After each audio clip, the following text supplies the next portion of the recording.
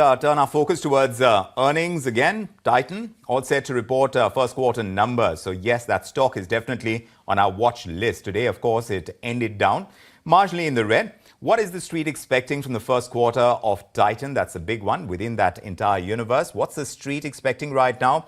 Will it be a glittering first quarter or not? Vinny is here to tell us. Vinny, tell us about the first quarter for Titan. Where are expectations pegged this time?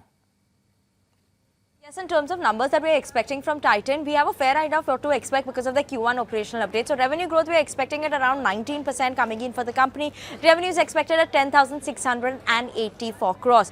Profits seeing a jump up of around 14%, while margins, we are expecting them to be almost flattish. Slight bit of a decline in terms of margins, contraction there.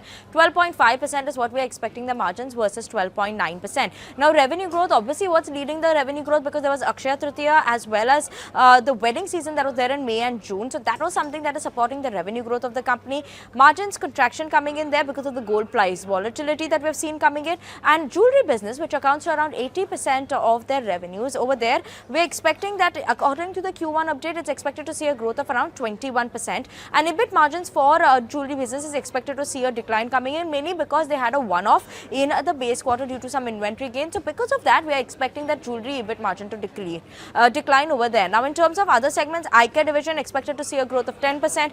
Fragrances and fashion accessories expected to see a growth of 11% as well. Watches wearable, a 13% growth over there as well. And what is exciting, that we're expecting a good growth coming in from these new growth engines, that's wearables, Tenera, as well as CaratLane, which will be expected to see a good growth. Let's watch out for the commentary in terms of the demand outlook for the company, product mix of the company, started ratio, how is that shaping up, while sustainable volume growth, what's the outlook on that front, is something that we're keeping an eye out on.